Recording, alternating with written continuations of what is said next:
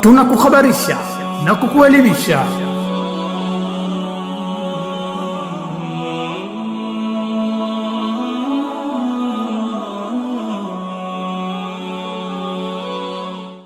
Bismillahir Rahmanir Rahim. Alhamdulillahi Rabbil Alamin. Wa sallallahu wa sallama wa baraka ala nabiyyina wa habibina Mustafana wa hadina wa shafi'ina wa qurrati a'yunina Muhammadin ibn Abdillah sallallahu alayhi wa ala alihi wa sahbihi wa tabi'ina lahum bi ihsanin ila yaumiddin. Amma ba'du, fasalamu alaikum wa rahmatullahi wa barakatuh. Hatunabudi kumshukuru Allah subhanahu wa ta'ala ambaye kwa neema zake na fadhila zake ametujalia kuwa tuko ndani ya miezi mitukufu na ndani ya siku bora, siku zenye fadhila, siku zenye khairi, siku zenye baraka na siku za mafanikio makubwa, na siku ambazo ndani yake kuna historia kubwa sana ya kujivunia sisi sote Waislamu na kujivunia sisi sote wanadamu kwa ujumla kwa yale ambayo yamo ndani ya siku hizi. Watukufu Waislamu, wapendwa watazamaji, wafuatiliaji wa vipindi hivi vya dini na maelekezo ya dini ya Kiislamu kupitia hiki kituo bora kabisa cha matangazo moja kwa moja kutoka ofisi ya Mufti Mkuu wa Zanzibar, tunapenda kujulishana mambo muhimu kwa sababu ya umuhimu wa wakati.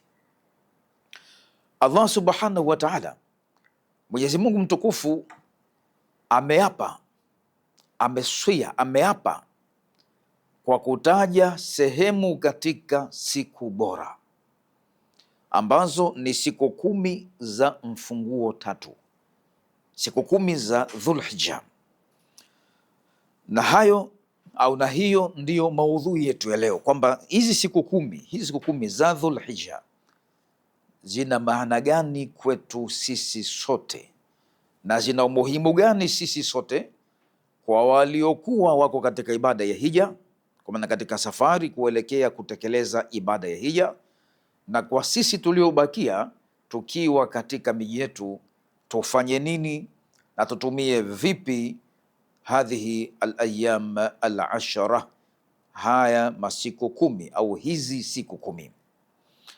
Tukianzia na Qur'ani tukufu, namna gani Allah mtukufu kaifa rabba Allahu tabaraka wa ta'ala nufusa ala mahabbatihi wa ala al-amali li ajlihi wa ala sa'i nahwa mardhatihi, namna gani ameziweka Allah mtukufu nafsi zetu katika malezi bora, ili nafsi hizi ziweze kuwa katika kutekeleza yale ambayo yanafanywa matendo mema kwa ajili yake na kutafuta radhi zake na kuwa katika njia ya khairi, salama na amani kabisa, kwa kutuwekea siku 10 hizi bora.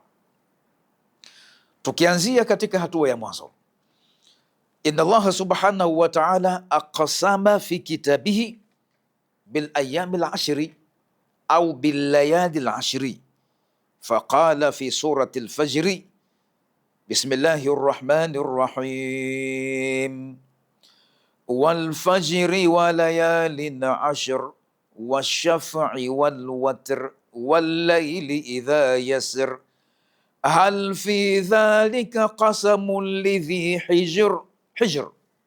Alhijru huwa al-lubbu wal-aqlu wal-fahm. Ameapa Allah mtukufu kwa siku 10. Kwanza kaapa kwa alfajiri, akasema Allah subhanahu wa ta'ala wal fajri. Hii wao hapa imekaa mwanzo wa sura na mwanzo wa aya hii ya kwanza ya surati al-Fajri, na sura yenyewe pia imepewa jina la alfajiri kwa muhimu wake.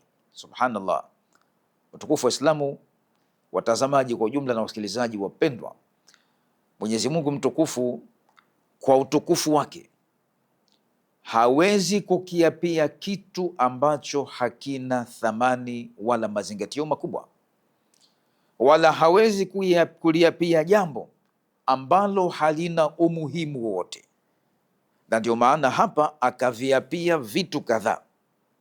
Yani almuqsimu huwa Allah walmuqsamu bihi huwa almakhluq, yani kitu cha ajabu sana. Katika kawaida ni kwamba anayeapa awe ni mja binadamu kiumbe, na anayeapiwa ni Mwenyezi Mungu.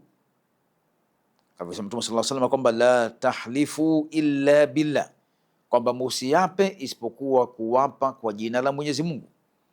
Wala tahlifu billahi illa wa antum sadiqun, wala musiape kwa Mwenyezi Mungu mtukufu isipokuwa kwamba muwe wa kweli katika kile ambacho mnakiapa. Lakini hapo utaona kinyume chake sasa, kwamba anayeapa ni muumba, kinachoapiwa kimeumbwa. Subhanallah, ni katika mambo ya ajabu, lakini kuna hikma ndani yake. Mwenyezi Mungu mtukufu jallat qudratuhu wa adhamat adhamatuhu, umetukuka utukufu wake, anakiapia kiumbe, anauapia wakati, anaiapia zama, akasema walfajiri, ninaapa kwa alfajiri. Subhanallah.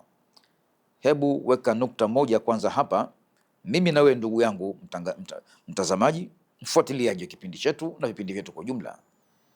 Ikiwa Mwenyezi Mungu mtukufu ameuapia wakati wa alfajiri au ameapa kwa alfajiri, sawa sawa, ikiwa ni wakati kwa ujumla au ikiwa ni sala ya alfajiri, je, mimi na wewe tumezingatia nini kuhusu wakati wa alfajiri? Tumezingatia nini kuhusu sala ya alfajiri? Je, hal shababuna yaqumuna lilfajri au yaqumuna lilmadarisi wal anshitati alukhra? Je, vijana wetu, watoto wetu wanasimama kwa ajili ya alfajiri au wanasimama kwa ajili ya madrasa, skuli na mambo mengine katika activities, katika masuala ya kijamii? Mwenyezi Mungu mtukufu ameuapia wakati wa alfajiri, zingatia sana hili. Lakini juu ya hayo hakutosheka tu Allah na kuuapia wakati wa alfajiri, kwa sababu wakati huu pia ni moja katika protocol ya muda na time management, how to manage your time, namna gani ya kuweza kuwa na idara ya wakati, namna gani ya kumanage, ya kuweza kupanga na kuratibu wakati na kutumia wakati vizuri. Protocol ya muda iko namna gani? Haya ni muhimu sana kuzingatia, na tutakuja kuweka mafunzo maalum pia ya itifaki katika muda, mambo ya appointment, yale ahadi zile kwa wakati na mengineyo, tutakuja kuyaweka katika muda maalum, kwa sababu Mwenyezi Mungu mtukufu ameyaweka, ni lazima tuyasimulie na kuyataja na kuyaweka kwa uwazi zaidi. Kwa hivyo walfajiri, ninaapa kwa alfajiri. Zingatia alfajiri, kitu muhimu sana.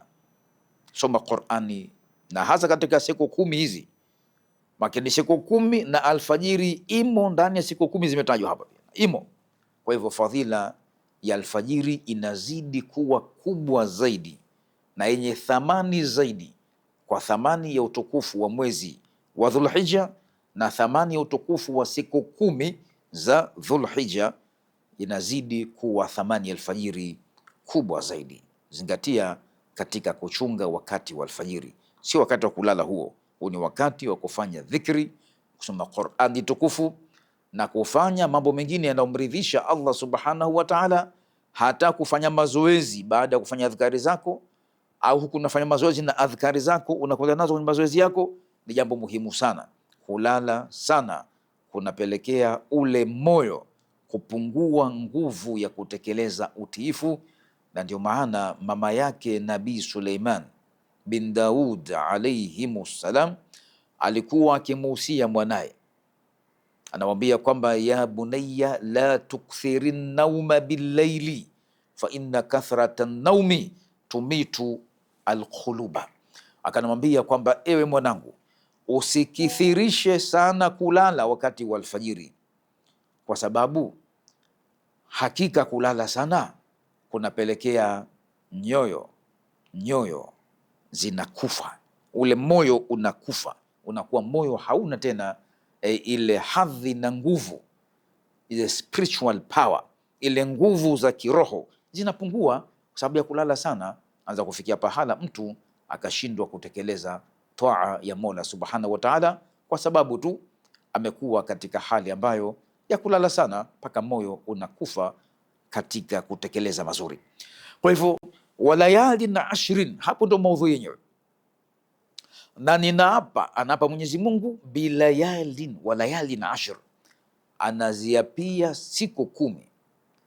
Na maulama wa tafsiri wanatuambia kwamba huna fi hadhi al-ayati yuqsimu Allahu tabaraka wa taala bi al-ashri au bi ashri al-ayami min Dhulhijja, kwa Mwenyezi Mungu mtukufu hapa katika kuyapia masiku 10 haya anaapa kuziapia siku 10 ambazo ni katika mwezi wa mfunguo 3, kuanzia 1 Dhulhijja mpaka 10 Dhulhijja, maana siku ya sikukuu ya mfunguo 3, sikukuu ya Idi kubwa tunaita kwa lugha ya Kiswahili. Kwa hivyo hizi siku 10 zote hizi ni siku muhimu kweli kweli, ni siku adhimu kweli kweli, ni siku bora sana, na ndio maana hata Mtume sallallahu alaihi wasallam akasema kwamba ma min ayamin al-amalu salih fiha khairun ay wa habbu ila Allah min hadhihi al-ayam ay al-ashara. Amesema Mtume sallallahu alaihi wasallam katika hadithi sahihi, katika sahihi ukiangalia kule utakuta zimo hadithi kadhaa zimetaja ya kwamba hakuna siku zozote ya kwamba al-amalu salihu fiha khairun, kwamba amali njema ndani ya siku hizo ni bora sana, ni kheri sana, hakuna kuliko siku 10 hizi za mfungo 3. Ina maana miezi yote iliyopita hii bado kuna fadhila muhimu maalum ambazo zimetajwa au zimeahidiwa kuwa zimo ndani ya siku 10 za mwezi wa Dhulhijja. Hiyo ni katika jambo la kuzingatia sana. Masahaba radhiyallahu ta'ala anhum ajma'ina wakamuuliza Mtume sallallahu alaihi wasallam ya kwamba wala aljihadu fi sabilillah, yani amali njema ya Rasulullah katika siku 10 hizi ni bora kuliko hata jihadi fi sabilillah, kuliko kupigana jihadi katika njia ya Mwenyezi Mungu, yani jihadi si bora kuliko siku 10 hizi na amali zake ndani yake?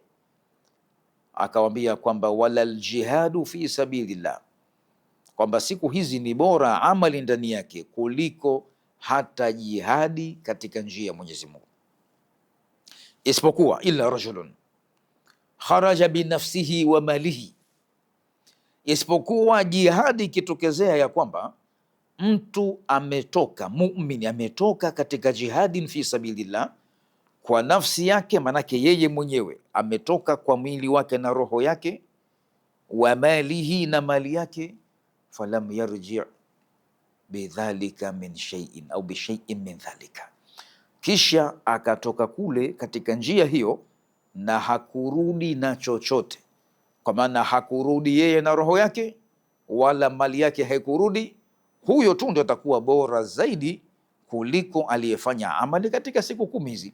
Lakini kinyume na hivyo, manake bado itakuwa aliyefanya amali njema ndani ya siku 10 hizi bado ubora wake ni mkubwa zaidi kuliko hata aliyefanya jihadi, ambaye hakufa huko katika jihadi wala hakurudi na mali yake. Na jihadi, nazungumzia jihadi hapa ni jihadi kwa maana ya kisheria, sio vurugu katika dunia na si kuvunja amani katika nchi wala katika ulimwengu, bali ni kuzungumziwa ile jihadi katika maana ya kisheria na kwa taratibu zake ambazo ikilazimu kuwepo pahala hapo itafanyika jihadi katika mazingira ambayo imelazimu kwa mujibu wa taratibu ambazo zimeelezwa na maulama katika fiqhi na katika sira ya mtume wetu Muhammadin sallallahu alaihi wasallam, na pia katika fatawa au fatwa za maulama mbalimbali. Ndugu zangu watazamaji na ufuatiliaji wa kipindi chetu kutoka ofisi ya Mufti Mkuu wa Zanzibar, tuna haja ya kuelezea mambo mengine muhimu kama ifuatavyo. Hunaka man yunkiru ala ba'dhi man yataqarrabu ila Allah ta'ala bil amali salihi fi hadhihi al-ayyam bid'awa annaha min al-bid'ati wa laysa min as-sunnati. Intabih ila ma aquluhu al-an. Ndugu zangu, kuna baadhi ya watu hutokezea kuwakanushia watu wengine matendo yao mema ambayo wanayafanya katika siku 10 hizi, ikiwemo dhana ya kwamba amali hii mtume hakufanya, amali hii mtume hakuamrisha ifanywe katika siku 10 hizi, amali hii ni uzushi katika dini, ni bid'a, amali hii haimo katika sunna na salafi salih hawakufanya haya. Sasa zingatia kitu kimoja, hadithi sahihi imetaja wazi kabisa ya kwamba al-amalu salihu fiha khairun wa ahabbu ila Allah, amali njema ndani ya siku 10 hizi ni kheri na ni bora kuliko siku nyingine zote. Kinachozingatiwa ni kwamba amali njema, amali njema, na wala si aina ya amali kwa mujibu kwamba mtume alifanya au hakufanya, au sahaba fulani alifanya au hakufanya. Kinachozingatiwa al-mi'yaru shar'iyyu huwa kaunuhu al-amala saliha ay min al-a'mali saliha, cha kuzingatia zaidi kwa muktadha wa kipimo cha sheria, qiyasu shar'i, mi'yaru shar'i ni kutazama ya kwamba jambo hili ni katika amali njema, basi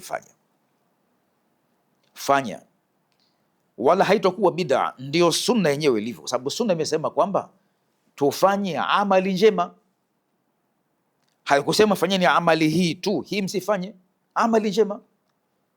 Kwa hivyo atakayembidiisha, kwa maana atakayemtia katika bid'a mwenye kufanya amali njema kwamba mtume hakufanya amali hii katika siku 10 hizi, hiyo bid'a itamrudia mwenyewe.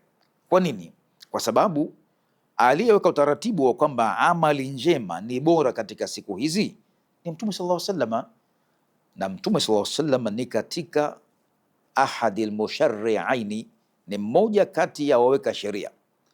Almusharri'ul awwalu, ndugu zangu Waislamu, tuzingatie vizuri.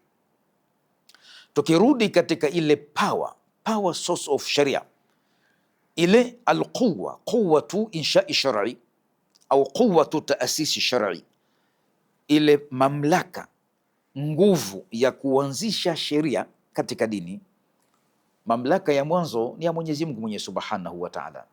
Amesema Allah subhanahu wa ta'ala, shara'a lakum min ad-dini, amekuwekeeni sheria, miongozo nyinyi katika dini. Nani kaweka? Allah mtukufu kaweka. Na akasema Allah subhanahu wa ta'ala, likullin ja'alna minkum shir'atan wa minhaja, na kila mmoja katika umma tumewekea sheria na minhaj na mifumo, miongozo tumeweka. Sasa Mtume sallallahu alaihi wasallam akatuwekea mwongozo kwamba katika siku 10 hizi kinachotakiwa ni kufanya amali njema. Je, anayekanusha amali fulani njema kwa kuwa mtume hakufanya, amefuata sunna kwa kusema kwake hivyo, au amekhalifu sunna kwa kusema kile ambacho mtume hakukisema sallallahu alaihi wasallam? Jawabu ni kwamba atakuwa amesema kile ambacho mtume hakukisema. Kwa sababu alichokisema mtume sallallahu alaihi wasallam ni kwamba al-amalu salihu fiha khairun wa habbu ila Allah, amali njema ndani yake ni kheri na inapendeza zaidi kwa Mwenyezi Mungu kuliko masiku mengine. Kwa hivyo ulamau shar'i rahimahumullah au al-ulamau al-muslimuna rahmatullahi alaihim, maulama wetu wa Kiislamu, Mwenyezi Mungu awape rahma zao. Hii bwana, raha ya kuwa na maulama katika dini ni jambo muhimu sana. Maulama wetu katika dini katika karne mbalimbali wametaja mifano ya amali njema ambazo ni muhimu mno kuzingatiwa katika masiku 10 haya. Moja katika hayo, adau al-umrati wa manasiki al-haji. Kwa mwenye kuwa na uwezo basi atekeleze ibada ya umra, atekeleze pia ibada ya hija. Na ndio maana katika miezi hii maki Shawwal, Dhulqaada, Dhulhijja, hii inaitwa ni miezi ya hija, kwa maana miezi ya maandalizi, preparing, unajiandaa kwa ajili ya hija. Tukasema Allah subhanahu wa ta'ala, na hii katika moja protokoli ya muda na arrangement ya mambo, kupangilia matendo ya mambo kwa taratibu zake, kwamba hija imewekewa miezi yake maalum ya kujiandaa. Sio miezi yote wanahiji, watu wanahiji katika siku maalum ndani ya mwezi wa mfungo tatu, kuanzia yaumu taru ya mwezi 8 kwenda mbele pa. Lakini maandalizi yake yamewekewa miezi yote hii, maki miezi 2 na siku 10 hizi, na yote ni katika maandalizi ya hija. Tukasema Allah subhanahu wa ta'ala, alhajju ashhurum ma'lumat, alhajju ashhurum ma'lumat, kwamba hija ina miezi maalum, miezi maalum: Shawwal, Dhulqaada, Dhulhijja, mfungo mosi, mfungo pili, mfungo tatu. Hii ni miezi ya hija mpaka kufika katika zile siku za tashriq, ayamu Mina, siku za Mina. Sasa haya yote yamewekwa kwa sababu gani? Ili watu wazingatie ibada hizo. Kwa hivyo mwenye kuwa katika ibada ya hija, tunamuhusia naye huku aliko, basi atumie muda wake vizuri katika siku hizi ambazo wapo kusubiri ibada ya hija, akiwa yuko Madina, akiwa yuko Madina Munawwara, akiwa yuko mji wa Makka, akiwa katika eneo lolote duniani, basi atumie siku 10 hizi vizuri. Hizi siku 10 ni golden chance for all Muslim in the world. Ni siku 10 bora sana, ni fursa ya dhahabu ya thamani sana kwa walimwengu, kwa Waislamu wote ulimwenguni kuweza kutumia vizuri. Manage your time, tumia muda wako vizuri, ongoza muda wako vizuri, utumie ibada ya hija, umra, fanya. Lakini juu ya hayo ukasema ulama pia kwamba ikhraju zakati wa sadaqati, pia swala la kusaidia poor people in our society.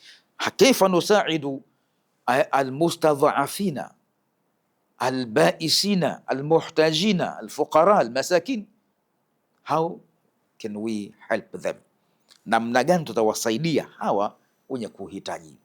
Kwa hivyo katika siku 10 hizi pia bora, bado Uislamu umezingatia pia kuangalia mahitaji ya binadamu katika jamii. Watu watazamwe si katika mwezi wa Ramadhani tu ndo wapewe futari, wapewe misaada mbalimbali, wapewe sadaka, bali hata katika mwezi huu wa mfungo tatu, katika siku 10 hizi bado pia fursa ya kufanya amali njema ya kusaidia watu wa donate, wachangie donation hizi, wasaidie watu mahitaji yao ya lazima, idha kana fil akli au shurbi au almali au libasi, watu wasaidie, ikiwa sasa misaada ya chakula, pesa, kinywaji cha halali manake, au kusaidiwa katika pesa. Kuna watu masikini sana wanahitaji msaada.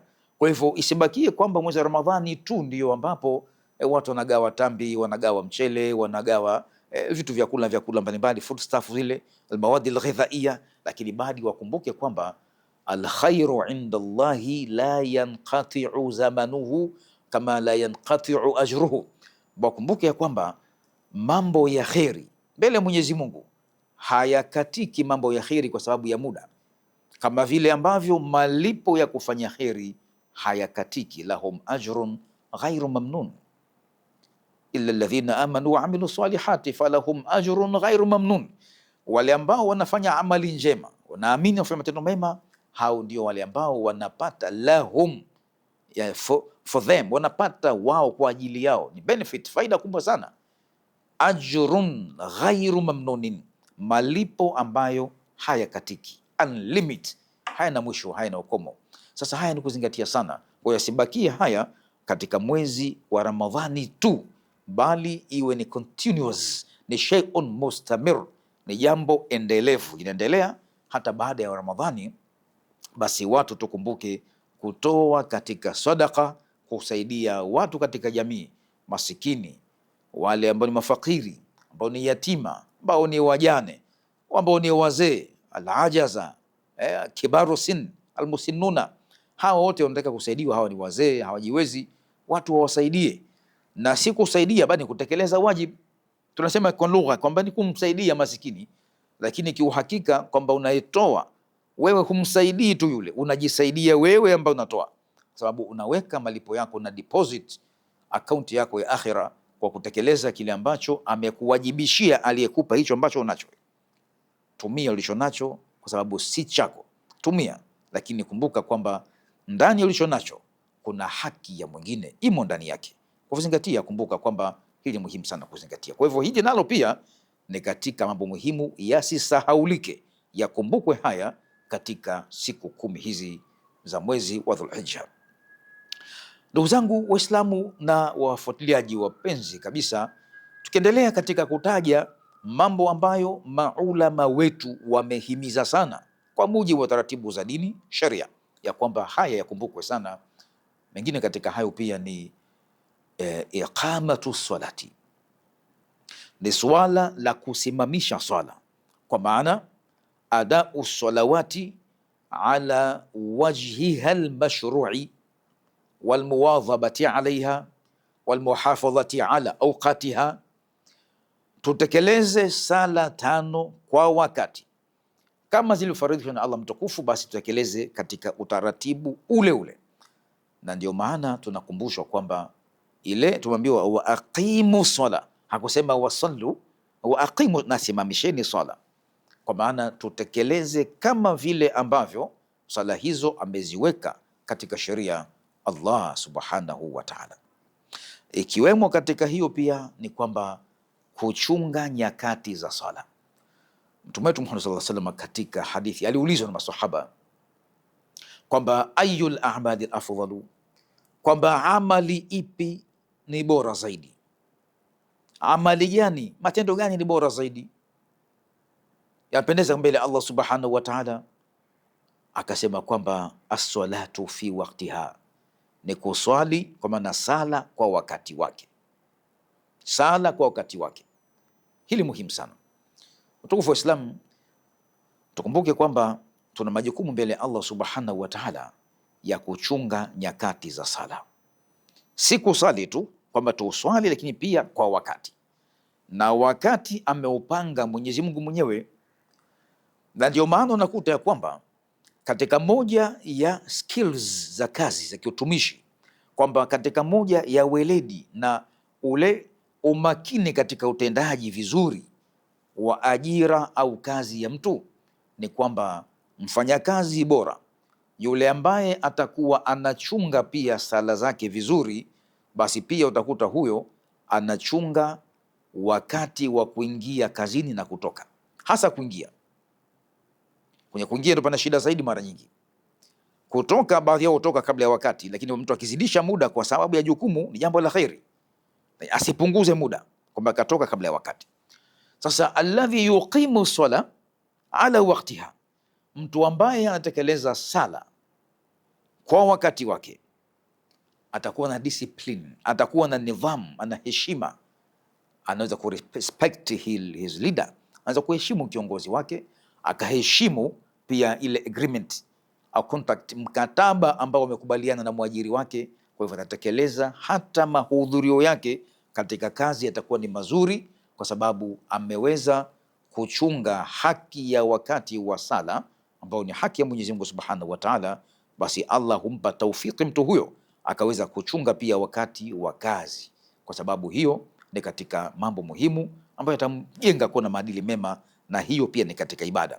Kwa hivyo katika masiku 10 haya pia kwamba watu sasa si wafunge somo ya sunna tu, umetoja kutaja katika nukta nyingine hapa, bali pia kwamba watekeleze mahudhurio yao kazini kwa wakati, na hii ni katika ibada kubwa sana, kwa sababu nachunga ahadi, na muumini wa kweli ni yule ambaye anatekeleza ahadi. Ndio akasema Allah subhanahu wa ta'ala kutaja sifa za waumini wa kweli, akasema kwamba walladhina hum liamanatihim wa ahadihim raun, na wale ambao kwa zile amana zao na ahadi zao wanazichunga, wanazihifadhi, wanazilinda. Na kazi ni amana, wala amalu amana, na kazi pia ni mkataba, lazima utekelezwe vile ambavyo umekubaliana. Ndio akasema Allah subhanahu wa ta'ala katika Maida aya ya kwanza, ya ayyuhalladhina amanu aufu bil uqudi, enyi mlioamini tekelezeni ahadi, timizeni ahadi. Na mkataba katika ajira ni ahadi. Kwa hivyo katika kumi bora kuwa mtumishi bora vile vile. Usiwe bora mtumishi, kuwa mtumishi bora Kwa hivyo ndugu zangu, nafikiri imeshafahamika tofauti kati ya mtumishi bora na bora mtumishi. Mtumishi bora ni yule ambaye anatekeleza majukumu yake kama walivyokubaliana katika mkataba na kama vile ambavyo inapaswa kufanywa katika kulinda maslahi ya taasisi au sehemu anayofanyia kazi, kwa kutekeleza kile ambacho ametakiwa kutekeleza katika ahadi, lakini pia kufanya kazi kwa ufanisi.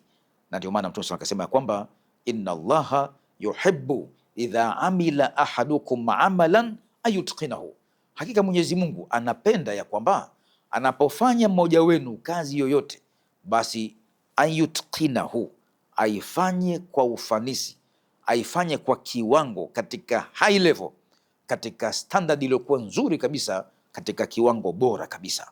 Huu ndio utumishi bora, na hayo ndio maelekezo pia katika sunna ya Mtume sallallahu alaihi wasallam. Tuhuishe mambo hayo katika 10 bora, tuwe wafanyakazi bora, tuwe waajiriwa bora, na tuwe bora kwa watu wengine, na tuseme mazuri kwa watu. Wa qul linnasi husna, nasemeni kwa watu au na watu kwa mambo mazuri na kwa njia nzuri kabisa. Ndugu zangu wafuatiliaji, watazamaji kwa ujumla, wapenzi, katika kuendelea kutaja tu mambo muhimu ambayo maulama wamesisitiza sana katika sheria kwamba haya ni muhimu kuchungwa vizuri na kufanyiwa utaratibu mzuri ili yaweze kutupatia ubora katika siku 10 hizi na kuwa bora mbele ya Allah subhanahu wa ta'ala, na kutumia vizuri fursa hii ambayo ameiweka Allah mtukufu katika masiku ambayo ameyapia. Ni swala zima la birru alwalidaini.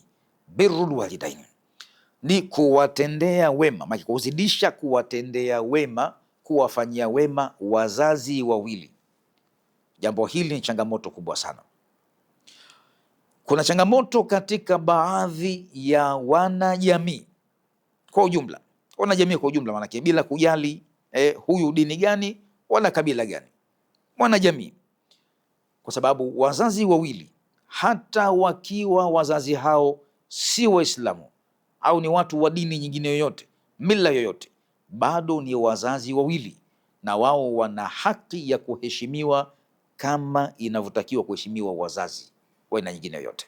Ndio maana akasema Allah subhanahu wa ta'ala, wa qadha rabbuka alla ta'budu illa iyyah wa bil walidaini ihsana imma yablughanna indaka al-kibara ahaduhuma aw kilahuma fala taqul lahuma uff wala tanharhuma wa qul lahuma qawlan karima wakhfidh lahuma janaha dhulli minar rahma wa qur rabbi irhamhuma kama rabbayani saghira.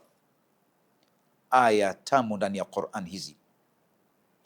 Amesema Allah subhanahu wa ta'ala, wa qadha, na amehukumu. Nani kahukumu? Rabbuka, mola wako mlezi. Amehukumu nini mola wako?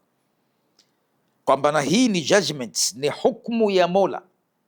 Ametoa maamuzi hayo ya kwamba alla ta'budu illa iyyahu, kwamba msimwabudu mwingine yoyote isipokuwa yeye tu Mwenyezi Mungu.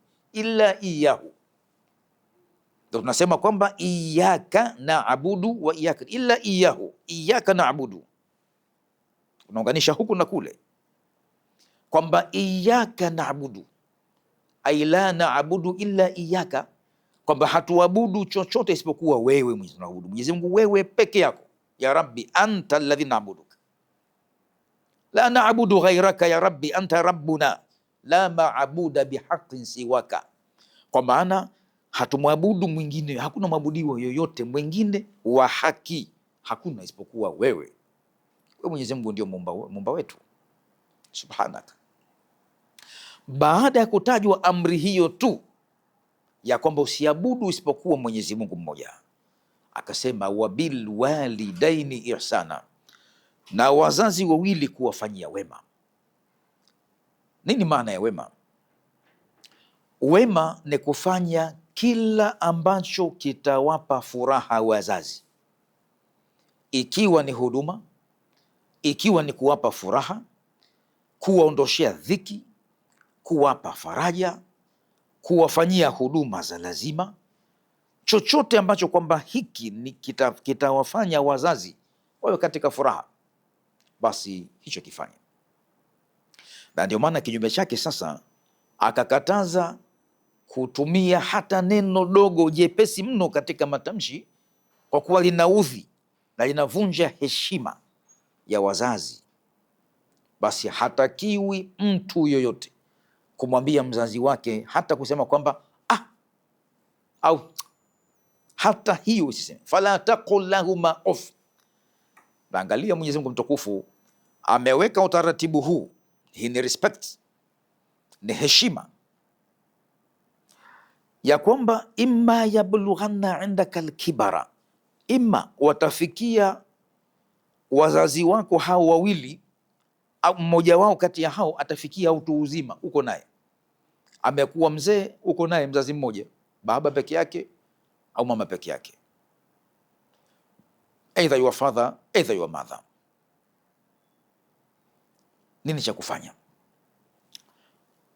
Au kilahuma, au wote wawili, both parents, wazazi wawili wote wapo katika uhai, washafikia utu uzima wote wawili, ambapo neema kubwa sana hiyo, kwamba wote wawili unao, khairi kubwa sana hiyo. Kabakia mmoja pia ni khairi, Allah amekadiria, ridhika na hali ile, huyo mmoja afanyie wema. Hata kama itakuwa mzazi huyo alimzaa mwanaye pasi na ndoa, alikosea katika zama zake kule, lakini huyu ni mama bado, mama ambaye amemzaa mwanaye nje ya ndoa, mathalan alikosea, alifanya makosa, that was mistake, ilikuwa ni kosa sawa, lakini katubu kwa Mwenyezi Mungu, karudi, amekiri makosa yake kwa Allah mtukufu, akaomba radhi za Mwenyezi Mungu, kaomba maghfira. Bado wewe mtoto, kwako huyu ni mama, una wajibu wa kumheshimu mama yako aliyokuzaa. Subhanallah, hata akiwa hajakuzaa ndani ya ndoa, bado ni mama yule. Kwa hivyo fala taqul lahuma uffin, hata ile uff, itakuwaje bwana, mwanangu Abdallah njoo nikutume, ni kosa na ni dhambi kusema hivyo. Subhanallah, ikiwa kusema uff ni kosa, ni dhambi tena kubwa, je, yule ambaye ataambiwa na wazazi wake fulani njoo, we baba naye umeshazidi mambo yako bwana, kuna nenda zako, huna maana yote, wazee gani kwa kitu mababa utakwenda na wewe, baba wa nani wewe? Hivyo kitu mababa wote wakiitwa wewe, na wewe ni baba kuitwa ukaenda wewe, na kadhaa na kadhaa, maneno ambayo yanavunja heshima ya wazazi au ya mzazi. Hiyo ni dhambi kubwa zaidi. Fala taqul lahuma uff wala tanharhuma wa qul lahuma, na useme kuambia wazazi wawili qaulan karima, maneno mazuri, maneno matamu. Baba yangu mzazi, baba yangu, mama yangu kipenzi, mama yangu, mama, hata ikiwa mama yatosheleza. Ya abat, ya ummahu, oh my mother, oh my father, oh my parent. Tumia lugha nzuri. I am sorry my parent, so samahani wazazi wangu, afwan ya walidayya, samahani wazazi wangu, samahani. Sema hivyo, si wewe bwana fulani, wewe mbona ulikuwa hivi, mbona umechelewa kurudi hapa? Ashana na mimi bwana, shakuwa mtu mzima mimi sasa hivi. La haula wala quwwata billah. Tahadhari, hiyo ni dhambi kubwa sana. Na ukijana ukifanya hayo, kumbuka ya kwamba umekopesha. Iko siku, one day you will be a father of your child. Siku moja, satusbihu aban libnin, iko siku utakuja kuwa wewe ni baba wa mtoto, ni baba wa mtoto. Sasa ukishakuwa wewe ni baba, ukapata mtoto na yeye akawa jeuri kama ulivyokuwa wewe jeuri kwa wazazi wako zamani, basi ujue umekula hasara. Malipo yako yatakuja kama yale au zaidi ya yale. Heshimu wazazi wawili. Kwa katika amali njema pia ni kuwapa heshima na kuwatendea kila aina ya wema tunaouweza tuwafanyie wazazi wawili kwa nafasi ya kwanza kabisa kuliko mtu mwingine yoyote. Wazazi kwanza, kisha unafuatiwa watu wengine kwa matabaka yao, kwa daraja zao, kwa kadri ambavyo wajibu unatekelezeka, kwa kadri ya uwezo ambao umejaliwa. Lakini kwa kumalizia tu baadhi ya maeneo muhimu ambayo pia tumehimizwa ni swala la kathratu dhikri llahi azza wa jalla, kukithirisha kumtaja Allah subhanahu wa ta'ala. Na ndio maana hata mahujaji wakiwa kule katika mji wa Makka wameambiwa katika kila eneo kwamba fadhkurullah, fadhkurullah, fadhkurullah, mtajeni Mwenyezi Mungu, mtajeni Mwenyezi Mungu. Kila pahala dhikri ndiyo ibada kubwa zaidi, hata kwa hujaji kumtaja Allah subhanahu wa ta'ala. Mtaje, mkumbuke Mwenyezi Mungu. Hata panapomalizika ibada za hija, ibada ya hija, wanaambia kwamba fa idha qadaytum manasikakum fadhkurullah, mutakapokamilisha manasik, ibada zenu zile za kutekeleza ibada ya hija, basi fadhkurullah, tajeni Mwenyezi Mungu inda al-mash'ar al-haram, katika mash'ar al-haram pale tajeni Mwenyezi Mungu.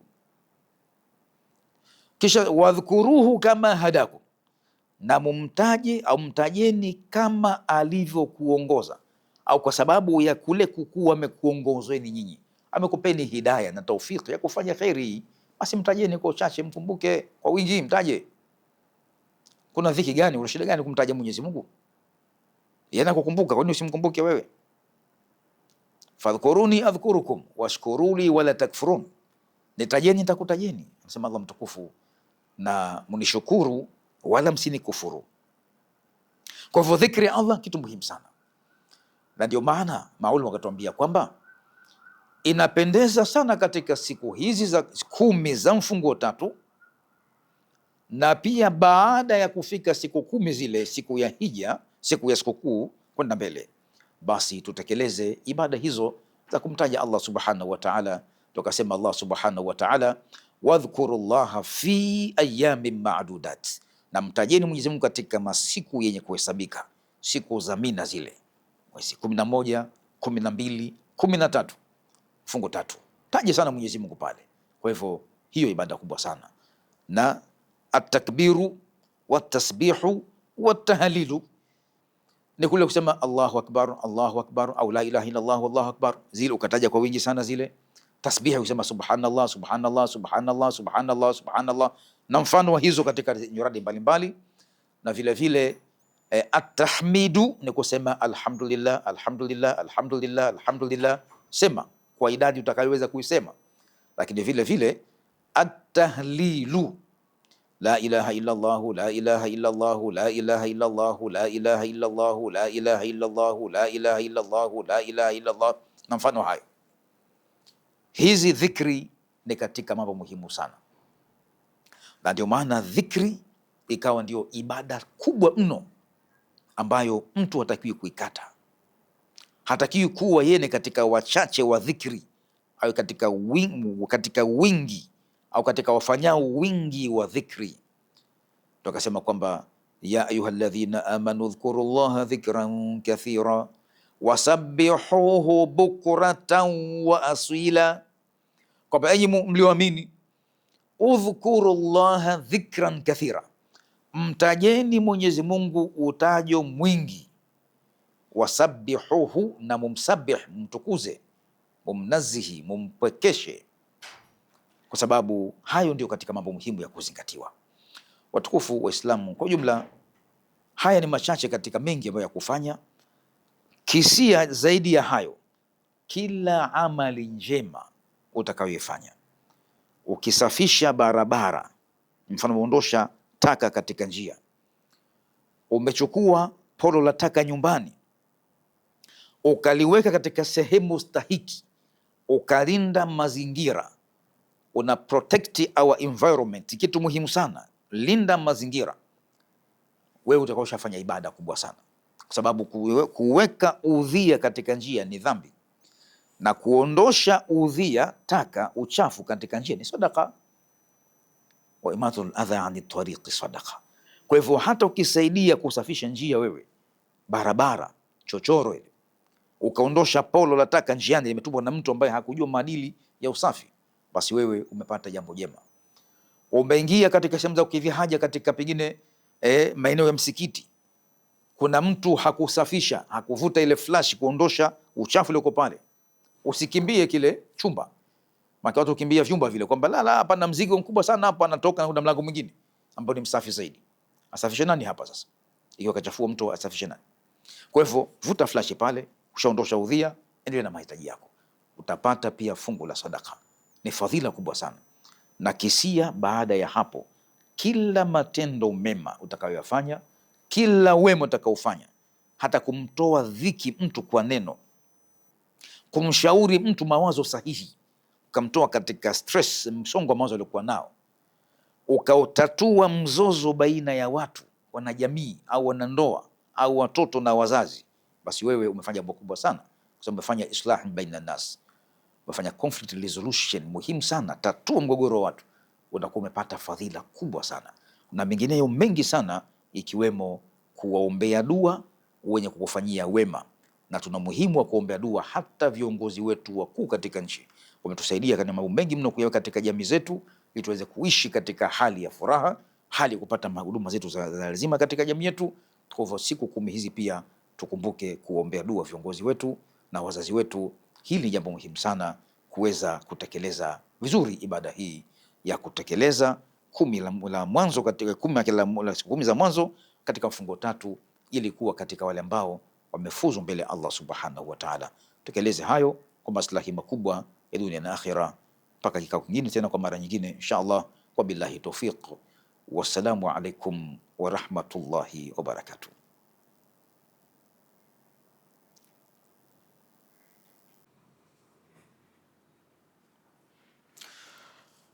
Bismillahir Rahmanir Rahim. Alhamdulillahi Rabbil Alamin. Wa sallallahu wa sallama wa baraka ala nabiyyina wa habibina wa mustafana Muhammadin ibn Abdillah sallallahu alayhi wa ala alihi wa sahbihi wa tabi'ina lahum bi ihsanin ila yaumiddin. Amma ba'du, fasalamu alaykum wa rahmatullahi wa barakatuh. Wapendwa wafuatiliaji wa vipindi hivi vya Chemchem ya elimu katika channel hii ya ofisi ya Mufti Mkuu wa Zanzibar, tunakaribisha tena kwa mara nyingine katika mwendelezo huu, na tunamwomba Allah subhanahu wa ta'ala atufanyie wepesi katika kuyafikia yale ambayo ndani yake yanafungua milango ya kheri na baraka, lakini pia ndani yake kunapatikana mafunzo muhimu ambayo yatatusaidia katika kuboresha yale ambayo yanatakiwa katika masuala mbalimbali kuhusiana na ibada tukufu ya hija. Leo bimashiatillahi azza wa jalla tutakwenda kuangalia mambo muhimu ambayo ni sehemu kubwa katika mafunzo yanapatikana kupitia ibada ya hija, kuanzia maandalizi mpaka kumaliza hija. Ndani yake kuna mafunzo makubwa sana. Inna fi dhalika la dhikra liman kana lahu qalbun au alqa sam'a wa huwa shahid.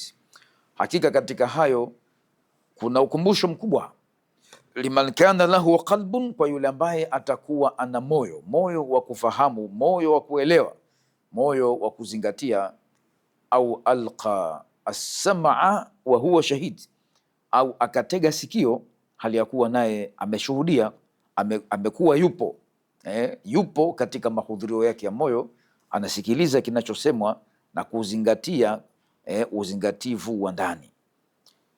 Twende katika mafunzo haya.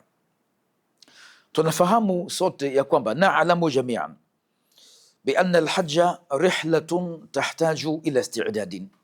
Tunafahamu ya kwamba hija inaanza katika utaratibu wa safari, lakini safari hiyo kwanza inatanguliwa na maandalizi, preparing.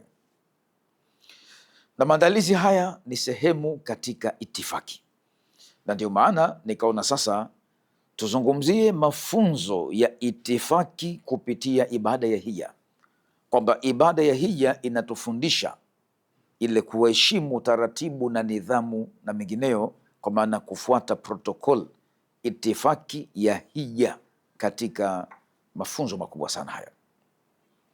Kwa hivyo jambo la kwanza la muhimu kuzingatiwa, alhaju qabla safari hii, huyu hujaji kabla ya safari yake, kwa maana kabla ya kuanza safari yake, bila shaka alikuwa amepita katika hatua mbalimbali. Kuna step, kuna stage, amepita hatua mbalimbali. Hatua hizi zinamsababishia yeye kupata maandalizi sahihi, na hatua hizo ni hatua za maandalizi, lakini pia hatua za mipango, planning. Ameweka mpango mukhattat kwa ajili ya ibada ya hija, kusafiri kwa ibada ya hija. Na ndio maana unakuta mtu ambaye amekusudia hasa hija, basi utakuta ya kwamba anakuwa na umakini mkubwa sana, kwa sababu ameshajua kwamba lengo lake kuu, lengo kubwa katika malengo mengi aliyokuwa nayo, kwamba mwaka fulani anatarajia kwamba akatekeleze ibada ya hija.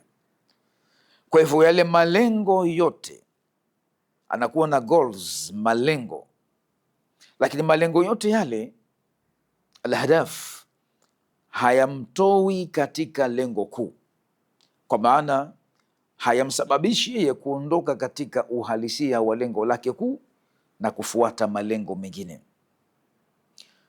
Na unaposoma au unapojifunza kuplan, idha taallamta kaifa tukhattit labudda an yakuna hunaka sabaqa laka atakhtitu litaallumi. Unapokuwa umeweka mpango wa jambo, ni lazima mpango huo kwanza umetanguliwa na elimu japo kiasi hivi ya kusoma, japo kwa kuzingatia kuhusu kupanga, how to plan, namna gani ya kuweka plan, ya kuweka mpango mkakati. Kama ikiwa mtu hakuwa na uzingatiaji mzuri katika kuweka mpango, anaweza akakusanya pesa zikatimia, lakini baada ya kukaribia zile siku za kuenda kufanya malipo sasa na kujiandaa na mengineyo na zile hatua zinazofuata, anaweza kujikuta mtu kwamba ana ghairi kwenda hija, akaona kwamba kwa sababu mwaka huu wacha kwanza hizi nilizopata hizi milioni 15, 17, 20, bora kwanza ni establish, niweze kwanza kuanzisha kitu hapa, nianzishe biashara, kwamba ili kwa mwaka huu mmoja zitazaa, au biashara hii itazaa pato kiasi fulani, ili baadaye nikahiji na pato liongezeke. Anaona kwamba mpango huu wa pili sasa wa biashara umekuwa ni bora kuliko mpango wa kwenda kuhiji. Kwanza ongeze pato lio kubwa zaidi, kisha akahiji, hali ya kuwa ilikuwa tayari amedhamiria kuhiji, lakini kakosea kufahamu lengo. Sasa lengo kuu na kutunza lengo na kusimamia kile ambacho amekiamua, hapo ndipo anajikuta mtu anafeli, anakosa kufikia kile ambacho amekikusudia. Na ndio maana Allah subhanahu wa ta'ala ndani ya Qur'ani tukufu ametufundisha namna gani tunatakiwa tuwe na makusudio, maazimio na maamuzi katika tulioazimia. Tukasema Allah subhanahu wa ta'ala, fa idha azamta fatawakkal ala Allah inna Allaha yuhibbul mutawakkilin. Ukiazimia, ukikusudia, if you decided, ukishakusudia ukaazimia ukaamua, basi mtegemee Mwenyezi Mungu, nafanya kile ambacho umekusudia. Kwa hivyo tukufu Waislamu, watukufu wasikilizaji kwa ujumla, ibada yetu hii ya hija maandalizi yake ni sehemu katika elimu ya kutufunza namna gani ya kuplan, namna gani ya kuweka mipango na namna gani ya kufanya maamuzi, kwa sababu maamuzi ni kitu muhimu. Na ndio maana Allah subhanahu wa ta'ala katika kutufundisha hilo akatuwekea taratibu mbalimbali, ikiwemo hata ule utaratibu wa kuweka wasia, kwamba ikiwa mtu amedhamiria jambo lakini pengine katokezea hali yoyote ya kuwa na kikwazo cha aina yoyote, na yeye kusudio lake ni kwamba jambo hilo alifanye, wa kana dhalika al-amru fihi khairun, na likawa jambo hilo ndani yake kuna kheri, basi anatakiwa aweke wasia, aandike wasia, min ba'di wasiyatin yuswa biha au dain au tusuna biha au dain. Zimekuja aya kutaja wasia, kwamba aandike wasia katika lile jambo ambalo amekusudia kulifanya katika kheri, ili asipoteze lengo lake. Kwa hivyo kitu muhimu, anajifunza mtu namna gani ya kuchunga lile lengo lisije kutolewa na malengo ambayo si stahiki.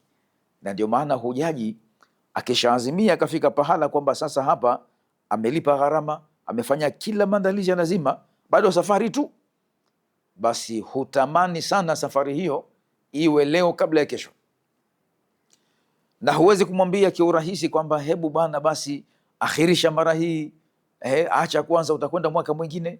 Akishakuwa ametekeleza zile hatua za lazima na kishalipa zile gharama, pale anakuwa lile lengo limekaa pahala pazuri zaidi, katika high level position, katika sehemu ya kiwango cha juu kabisa nafasi yake, ili kwamba asiweze kufanya maamuzi kinyume na vile ambavyo ameamua.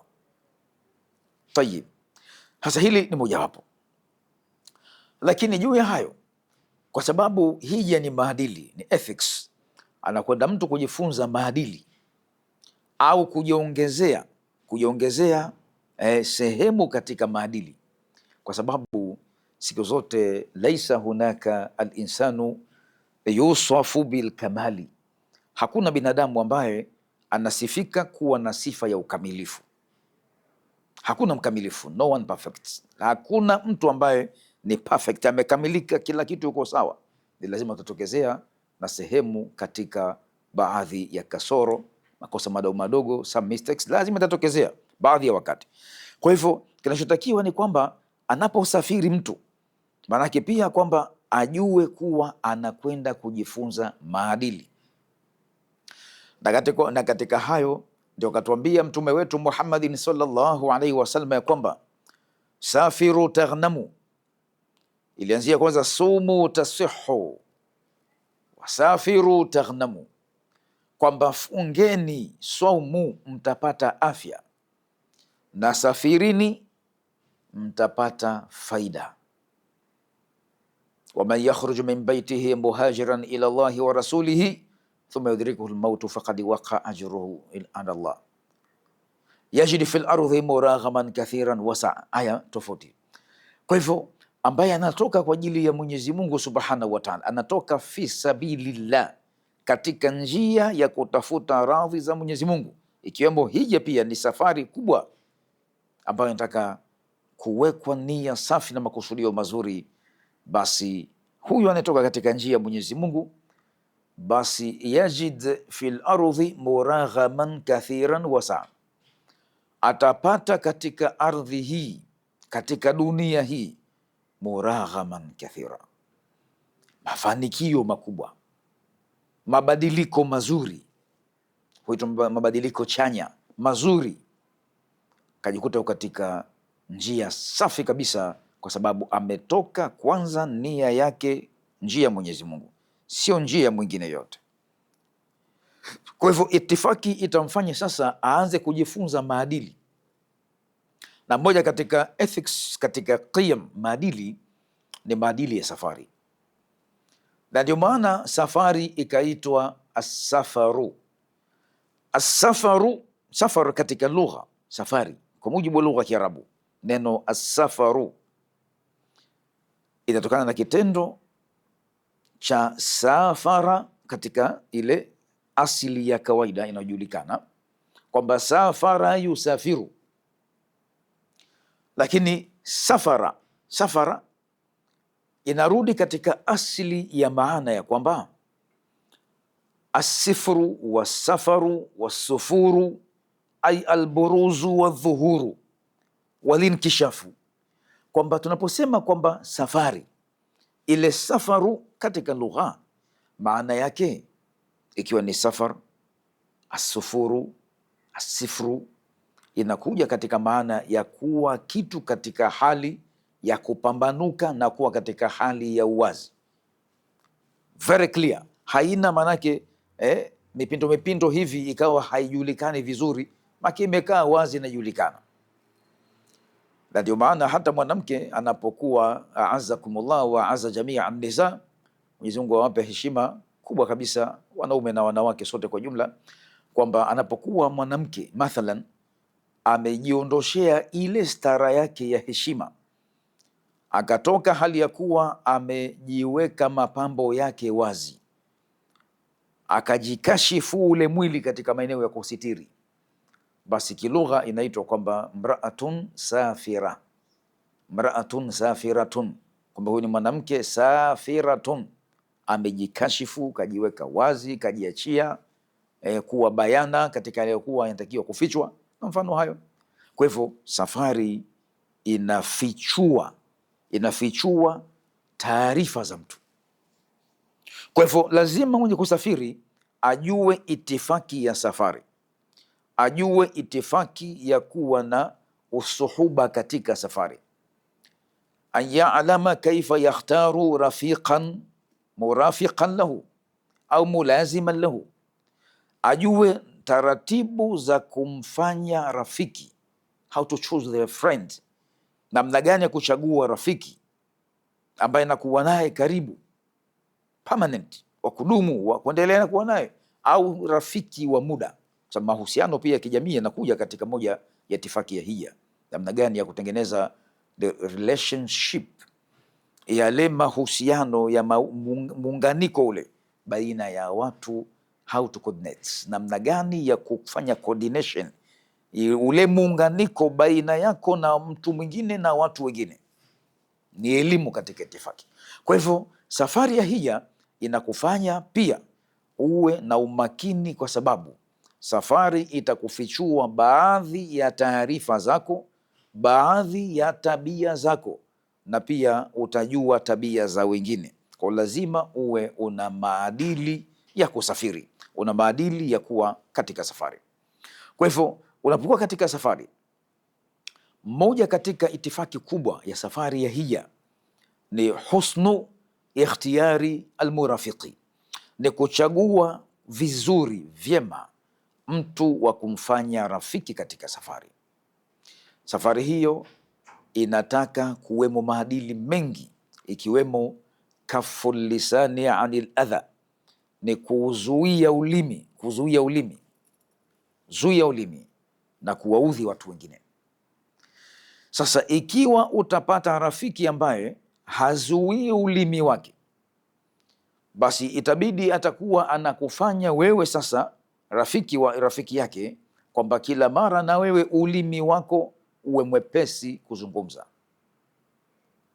Unapokuwa ulimi mwepesi kuzungumza, kila jambo unasimulia, kila jambo unahadithia, atajikuta mtu anaeleza taarifa ambazo hakutakiwa kuzieleza. Atajikuta kwamba ana speak lie, anazungumza uongo baadhi ya wakati. Kwa nini? Kwa sababu lengo lake ni kwamba anataka kuwaweka watu katika hali ya kusmile au katika hali ya kulaugh, hali ya kucheka na kufurahi na kutabasamu. Akaona bora imagine, atunge akisie tu hivi story fulani hivi, taarifa fulani hivi, maelezo fulani hivi, kisa fulani hivi, alimradi kwamba liudhihika bihi nasa, awachekeshe watu. Kumbe anakwenda kuharibu utaratibu ambao itifaki ya ibada ya hija inamkataza. Tukasema Allah subhanahu wa ta'ala, faman faradha fihinna alhajja fala rafatha wala fusuqa wala jidala fil hajji, atakayedhamiria kuhiji basi fala rafatha, hakuna kufanya uchafu uovu wa aina yoyote, bali wala kufanya majadiliano, mambo ya debate katika masuala ya mabishano yale, discussion ambazo zinakuwa zinapelekea kuvunjiana heshima. Hakuna mazungumzo ya namna hiyo, mijadala hii hakuna. Ajizuie mtu kufanya yale. Sasa hiyo ni katika moja itifaki, kwa sababu hata katika protocol, katika itifaki ambayo ya kawaida, non-Islamic protocol, vile vile taratibu za kiitifaki zinatueleza kwamba mtu anatakiwa kwamba yeye asiwe msemaji sana, ajitahidi kwamba ayakuna akthara shay'in mustami'an ghaira mutakallimin, mara nyingi apendelee kuwa msikilizaji zaidi kuliko kuwa mzungumzaji. Ukiwa msikilizaji zaidi utafaidika na mengi, lakini ukiwa wewe ndio kila jambo lazima uliseme wewe, kwamba 24 saa, masaa 24 yuko katika kuzungumza, yatahadathu wala yaskutu, anazungumza tu, haache kusema limaliza hili na kuja lile, kasema yule, kachangia hiyo inapelekea kukosa maadili ya itifaki hata katika ibada ya hija. Ndio maana Allah mtukufu, kwa sababu kusudio lake katika sheria na ibada ya hija ni kuwaweka watu katika maadili ya heshima, heshima ya mtu binafsi na heshima ya mtu kwa wengine, how to respect other, namna gani ya kuweza kuwaheshimu watu wengine, each one. Kwa hivyo mheshimu mtu yoyote, na ndio maana ibada hiyo ya hija sasa, baada ya kuwa kuna taratibu hizo za itifaki ya maadili, ndio maana tukatajiwa maswala ya kwamba man hajja, kwa mujibu Mtume sallallahu alaihi wasallam anatuambia kwamba man hajja falam yarfuth walam yafsuq rajaa min dhunubihi au rajaa ka yaumi waladatuhu ummuhu, kwamba atakaye hiji na hakufanya uchafu, uovu, ufuska, hakufanya, basi atarudi kutoka katika hija yake ile hali ya kuwa manake kama vile ndio amezaliwa leo kutoka tumboni mwa mama yake, kwa sababu atakuwa amefutiwa dhambi na amekingwa na dhambi nyingine. Kwa kuwa nini? Ameheshimu itifaki, maadili, qiyam, akhlaqi za safari ya kuelekea hija. Kwa hivyo safari hiyo inahitaji pia tabia njema, na katika tabia njema, hata katika itifaki, kwamba mtu anapokuwa anataka kusafiri, kuna wale watu ambao ni muhimu zaidi kwake, basi anatakiwa kuwapa taarifa, kwa maana kuwaaga, awage. Kwa nini usiage wenzako? Kwa sababu pengine una chuki binafsi, au kwa sababu una ubaguzi, au kwa sababu dharau, kwa sababu kibri.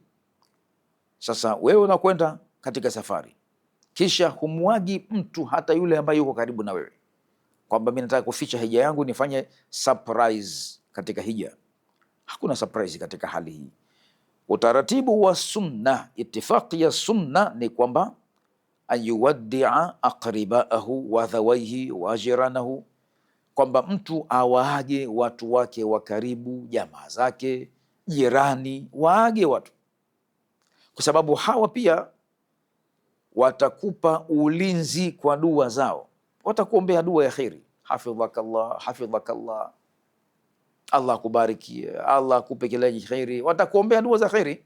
Kwa hivyo zile dua zile pia na wewe unazihitajia kwao, kwa sababu hakuna mtu mkamilifu, tumesema tokea mwanzo. Kwa hivyo kunahitajika pia hujaji aweze kufanya jambo hilo la kuwaaga watu wake wa karibu, na hili linajenga mahusiano mazuri baina ya watu. Wayarfau sua dhanni binnasi, na inaondosha pia dhana tofauti kwa watu, dhana mbaya, dhana zilizokuwa hasi kinyume dhidi yako. Kwa sababu ikiwa hukuaga watu, manake watajiuliza baada ya kusikia kwamba fulani bwana amesafiri kwenda hija, ala, mimi hakuniambia bwana, au haniamini mie, au nashaka na mie bwana. Alafu huwezi kujua, huenda ukashikwa wewe na dharura, ambayo inahitaji taarifa zifike kwa watu wa karibu, au dharura ambayo ni kubwa zaidi inakutokezea kule, hata dharura ya kifo.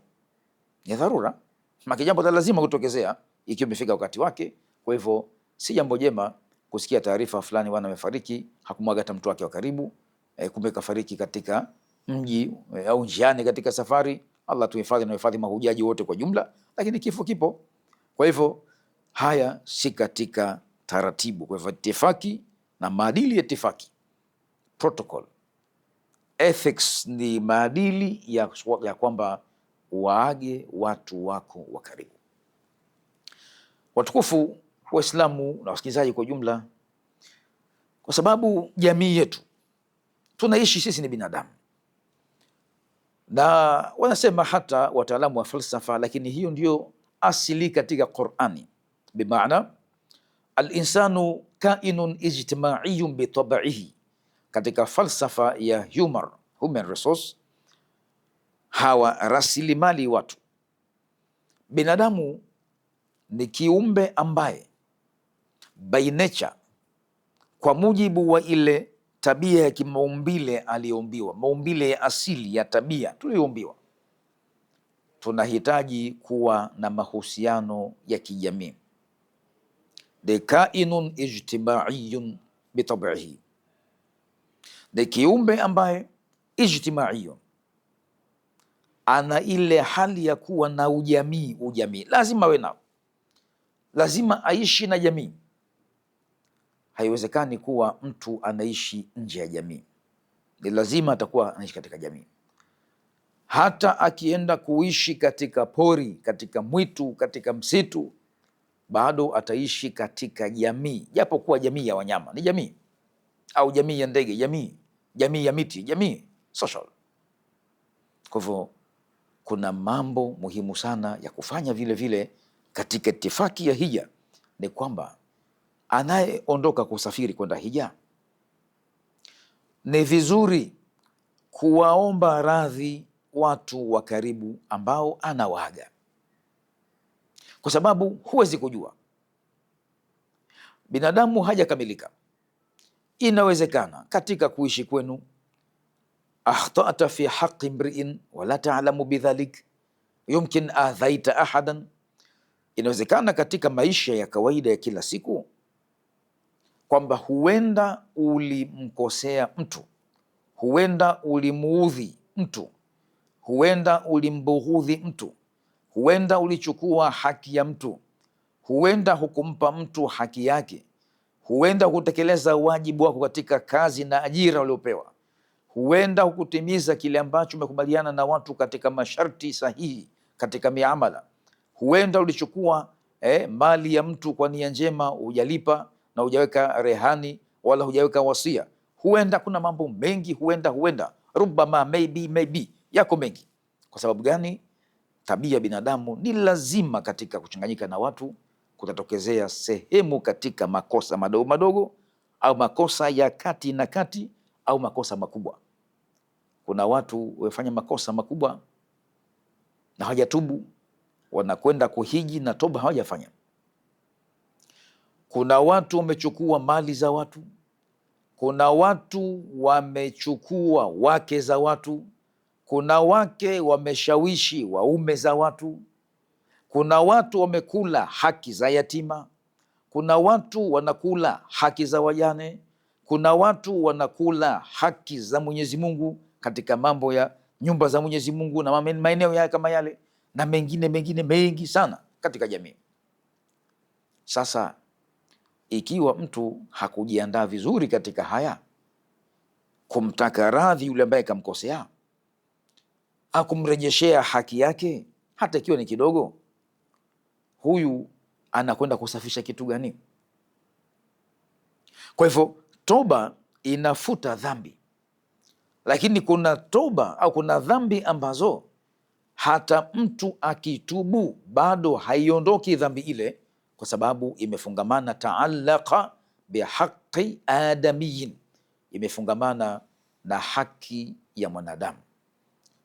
Kila binadamu ana haki zake. Ndio maana kuna ile kuna human right, kuna haki za binadamu zinatajwa, ikiwemo haki ya kuheshimiwa na kulindwa utu na hadhi yake. Kila mmoja ana haki ya kulindwa heshima yake, utu wake, ubinadamu wake, hadhi yake, status, lazima alindwe katika hayo. Hasa ikiwa mtu hakuyalinda yale akayaharibu na kumharibia mtu mwingine pengine, sasa anapokwenda kuhiji kisha hakuwataka radhi hawa ambao amewaharibia heshima zao, amewatia katika madhara na madhila kwa kuwazushia yale ambayo hawakuyafanya, au kafanya lolote katika hayo, ina maana bado utakuwa umevunja utaratibu wa itifaki ya safari. Safari, aga wenzako pia watake radhi. Huenda uliwakosea na huenda hawajakusamehe. Rudi, weka sawa huko uliko, weka sawa, watumie watu ujumbe, wajulishe, mtake radhi mtu. Na ikiwa ni dhambi au kosa lilikuwa ni kubwa ambalo haliwezekani kumwambia mtu kuwa nilikufanyia hivi, basi atafute njia salama zaidi ya kuweza kulifuta kosa hilo, ikiwemo kumfanyia wema zaidi yule ambaye aliyemkosea. Huenda ikawa kwamba ile haki hairejesheki, ni haki ya kimaana, haki siyo ya kuonekana. Kwa hivyo hiyo inakuwa inahitaji kutumika hekima zaidi, na hiyo itakuja kuzungumza katika mlango maalum ambao unahusu kaifa natubu, namna gani tunatubu, vipi tutubu kwa Mwenyezi Mungu. Watukufu wa Islam na watukufu wasikilizaji kwa jumla na wafuatiliaji na watazamaji kwa jumla, tunapozungumzia swala hili la itifaki katika safari, kuna swala la time management, mambo respecting time management. Ni swala la kuweka heshima ya kufuata utaratibu wa matumizi sahihi ya muda. Time management kitu muhimu sana. Idaratul waqt shay'un dharuriyun fil hayat, ni jambo la muhimu, tena la muhimu sana katika maisha. Wakati ni kitu ambacho kikiondoka hakirudi tena, kikirudi kitakuwa ni chengine, si kile cha mwanzo. Na ndio maana katika hikma ambayo niliwahi kuisema pia pahala na watu walikuwa hajafahamu kwa wepesi, ni kwamba min ajaibi umri linsani, katika miongoni mwa maajabu ya umri wa binadamu, hata umri wa wanyama, lakini ndio binadamu kwa sababu ndio tunamkusudia hapa sisi wenyewe, human being. Katika moja ya maajabu binadamu ni kwamba kullama zada umruhu naqasa, kwamba kila ambavyo umri wake unazidi ndivyo ambavyo unapungua. Kwa maana binadamu hata kama akiwa anakuwa kiumri, anaongezeka umri, amekuwa mkubwa, kwa miaka 50 imekuwa 51, imekuwa 52, 53, anaongezeka, lakini kuongezeka huo it means kupungua, inamaanisha kupungua. Kwa nini? Kwa sababu aliyekuumba, alladhi khalaqaka fasawaka faadalaka fi ayi suratin ma rakkabak, yule ambaye amekuumba akakuweka sawa, akakulinganisha na katika sura ambayo ameitaka yeye, ndiye amekuumba, basi yeye ndiye ambaye amekuwekea limit ya muda wako wa kuishi. Your life has a limit. Maisha yako yana limit, yana kiwango, alhaddul aqsa, yana limit, yana mpaka mwisho, kwamba mwisho wako ni hapa, miaka 60 na mwezi mmoja na siku moja na saa moja na dakika 20 imewekwa hiyo. Kwa hivyo fa idha jaa ajaluhum, ukifika muda wao wa kuondoka duniani watu, fala yastakdimuna sa'atan wala yastaakhirun, basi hawatoweza wanadamu kuutanguliza ule muda uwe kabla ya ule uliopangwa, wala hawawezi kuchelewesha ule muda kwamba kaongeza kidogo, ka extend muda wa kuishi. Hakuna kitu hicho. Kumbuka haya, weka vizuri na heshimu muda. Na ndio maana hata hija imetajwa kuwa ni miezi maalum, na miezi maalum yake ni siku maalum. Akasema Allah subhanahu wa ta'ala, alhajju ashhuru maalumat, kwamba hija ni miezi maalum. Kwa hivyo kujua miezi maalum pia ni kujua how to manage your time, namna gani ya kuweza kuchunga ule muda wako na kutumia vizuri, kwa sababu umri wako ni katika rasilimali kubwa sana ambayo huwezi kupata sehemu yoyote kwa mpanauzo wa umri wa binadamu. Hakuna kitu hicho kwamba kuna sehemu imegundulika kwamba unaweza kaongeza umri wako wa kuishi. Hakuna, huwezi kuongeza umri wako wa kuishi, na teknolojia hiyo haipo na haitoweza kuwepo hiyo, kwamba watu waongeze umri wa kuishi, kwamba takifa mtu anakuwa na uhai mwingine tena, anaendelea ule uhai wa kawaida. Kwanza katengeneza pengine robot au kifaa fulani kikamfanya mtu akawa nakwenda ule mwili basi oze kwa muda mrefu zaidi, lakini bado atakuwa si binadamu yule asili ambaye amepewa taratibu zile ambazo ameziweka Allah subhanahu wa ta'ala. Kwa hivyo katika hija pia ndio tunaona kwamba hata wale ambao ni viongozi wa hija wanaosimamia utaratibu wa kunadhimu zile ibada za hija, safari ya hija, kabla ya hapo wanakuwa makini sana na muda, na ndio maana hata mamlaka ya kusimamia hija yanaweka muda maalum kwamba kifika tarehe fulani, hapo ndio mwisho wa kulipa gharama fulani, mwisho wa kutoa visa, mwisho wa kuingia katika mji, mwisho wa kubakia katika mji, mwisho. Pana mambo mengi wanaweka mwisho, mwanzo, mwisho. Kila kitu kina limit. Kulla shay'in lahu haddun, kullu shay'in lahu hadd, kila kitu kimewekewa mpaka wake. Kwa hivyo hiyo yote ni kujali swala la muda. Lakini vile vile tukaambiwa na Mtume sallallahu alaihi wasallam ya kwamba alhajju arafa, alhajju arafa, kwamba hija ni Arafa.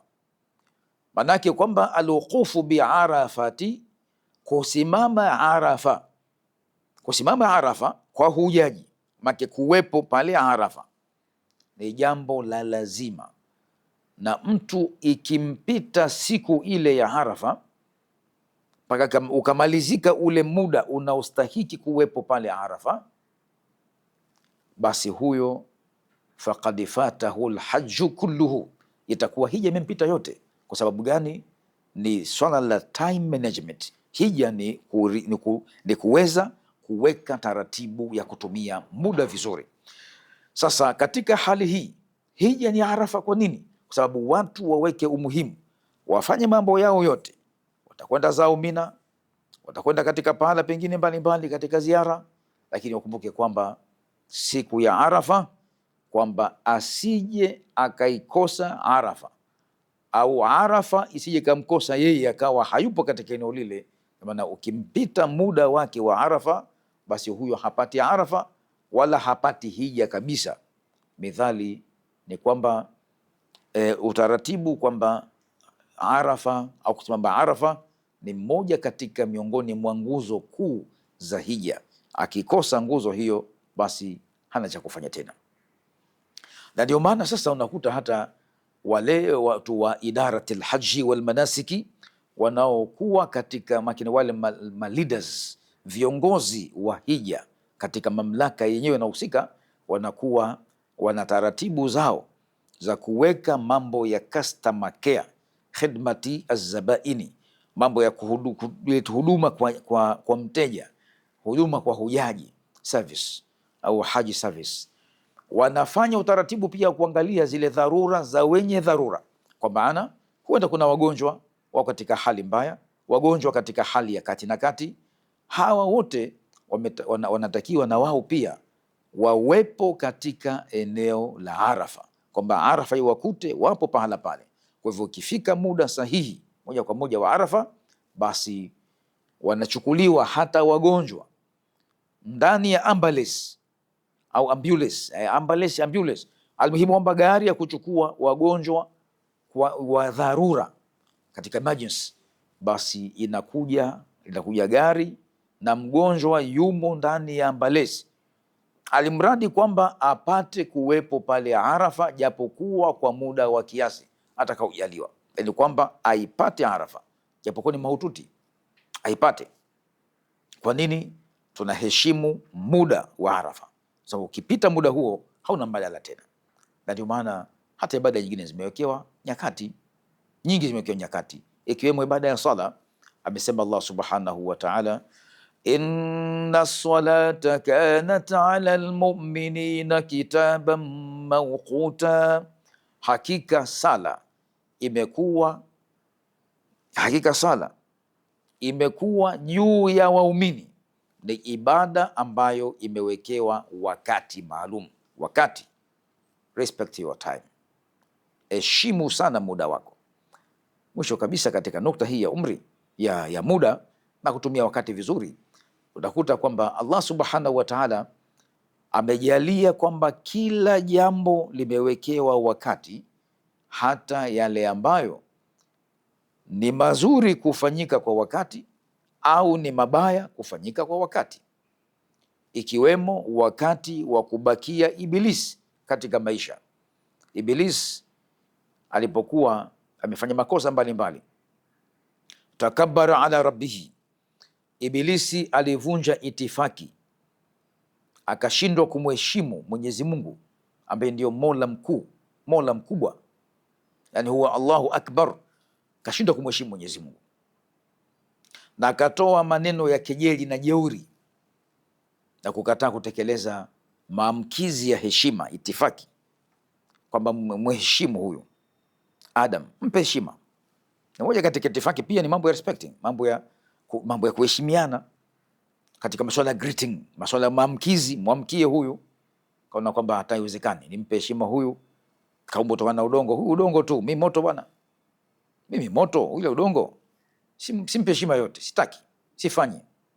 Ibilisi akafanya hivyo, ila ibilisa aba wastakbara, alikataa na akafanya kibri na jeuri. Lakini juu ya hayo yote, Ibilisi huyo aliomba kubakishwa katika umri ili aishi, asifishwe, abakie anaishi kwa umri wote ule ambao dunia hii itakuwepo. Akaomba kwa Mola wake kwamba qala rabbi andhirni ila yaumi yub'athun, kwamba akasema Ibilisi, Mola wangu, rabbi, Mola wangu mlezi, andhirni, nibakishe mimi, niachie muda, nipe muda mimi ya rabbi, ila yaumi yub'athun, maka nibakie katika maisha mpaka siku ambayo watafufuliwa viumbe. Allah akamjibu ya kwamba innaka minal mundharin ila yaumi lwakti lmaalum, kwamba hakika wewe ni katika watakaosubirishwa au waliosubirishwa, utapewa umri wako wa kubakia, ishi mpaka siku ambayo itakuwa ni ya wakati maalum, waktin maalum. Kwa hivyo wakati kuwa unajulikana, umepangwa na utekelezwe, basi hilo ni katika moja ya mambo muhimu sana katika masuala haya. Lakini kuna swala la kumalizia hapa katika sehemu nyingine, ni swala la usafi. Usafi ni kitu muhimu sana. Hujaji anatakiwa kuwa msafi. Weka mazingira safi, weka yani mazingira yako yale ambayo unaishi na mazingira mengine katika jamii ambayo upo, na ule usafi wako mwenyewe binafsi, kuwa msafi. Alislamu nadhif, Uislamu ni usafi, na ndio maana itifaki hata ya ibada yoyote, hata ya sala, kwanza ni usafi. Kuna ibada ya kwenda mtu kutoa haja zake, ni maanake utaratibu huo anafanya kwa ajili ya kupata utulivu wa ibada, anapata thawabu kwa kuwa anakwenda kujiandaa kutoa haja, ili asiswali hali ya kuwa amebanwa na haja ndogo au haja kubwa. Na hii ni itifaki. Hata katika mazingira mengine, huwezi kwenda pahala katika shughuli umealikwa, kisha unajihisi kwamba nimeshafika katika eneo la shughuli, kwamba bora nikimbilie shughuli lakini niibane haja.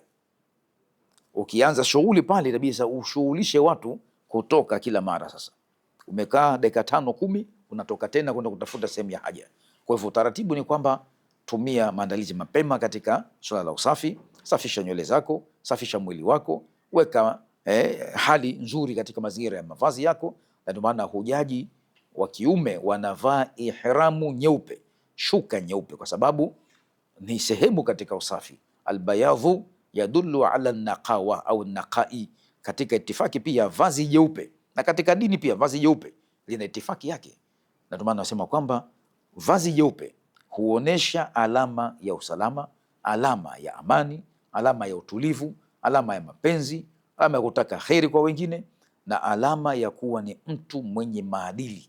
Na mtu anakuwa tahadhari mno akivaa nguo nyeupe kuliko kuvaa nguo nyingine. Kwa hivyo hii ina mambo mengi sana, kwa kuwa hii ni sehemu tu katika sehemu ya mwanzo ya itifaki katika kupitia ibada ya hija.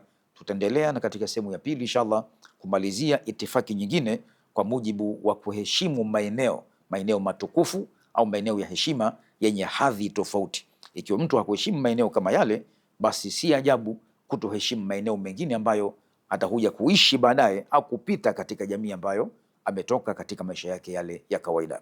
Tunamwomba Allah subhanahu wa ta'ala awajalie mahujaji wote kwa jumla kila yenye kheri na baraka, na atakabalia ibada zao zote, lakini pia sisi tuliobakia katika miji yetu, maeneo yetu, atupe kila kheri na baraka na salama na amani, na tuzidishie mapenzi baina yetu, tuishi hali ya kuwa tunaheshimu yale ambayo yametukuzwa na Mwenyezi Mungu Subhanahu wa Ta'ala, ili kupata radhi zake na kuishi katika jamii katika hali ya kuchunga nidhamu na maadili, na hiyo ndiyo itifaki katika maisha yetu ya kila siku.